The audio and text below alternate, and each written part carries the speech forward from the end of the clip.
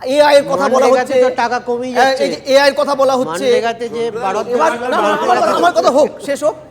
কিন্তু আরেকটা চিত্র হায়ার স্টাডিজে, তুমি জানো আমি তো হায়ার স্টাডিজে যুক্ত, ফি বছর হায়ার স্টাডিজে একটার পর একটা গবেষণার টাকা আটকে দেওয়া হচ্ছে, থাকছে না।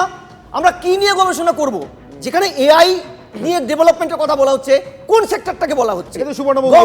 গভর্নমেন্ট সেক্টরে, গভর্নমেন্ট কলেজ বিশ্ববিদ্যালয়গুলো কাঙ্গাল অবস্থা, টাকা পাচ্ছি না। আমি চাকরি বিশ্ববিদ্যালয়ে জয়েন করার সময় যে রিসার্চ ফেলোশিপের টাকাগুলো আসতো গবেষণার জন্য, অলমোস্ট সেগুলো সবই বন্ধ, স্টেট সেন্ট্রাল দুটো স্তর থেকে বন্ধ। আপনি জমির কথা বলছিলেন, আমি আসবো, কেন বন্ধ সেটা বলুন। আসবো 28 বা 25 বছর বয়স থেকে 50 বছর তারা রিসার্চ করেই যাচ্ছে।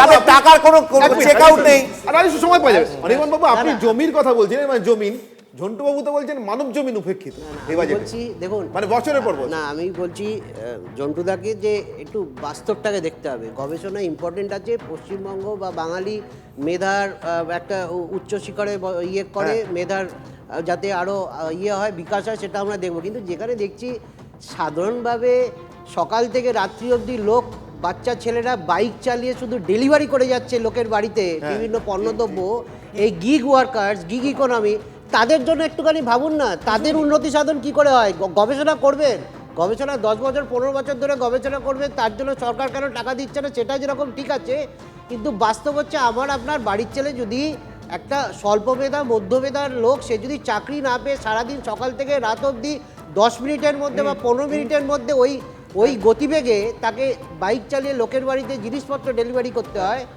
তার জন্য আগে ভাবা উচিত, গবেষণা পরে হবে। আর আরেকটা কথা হচ্ছে, বাংলার লক্ষ্মী লাভ আজকে হলো না, রাজশাহী বলে যাচ্ছে, হয়তো সেটার জন্য আগামী 5 তারিখ রাজ্যের বাজেটের জন্য ওয়েট করতে। কলকাতায় আর জেলায় জেলায়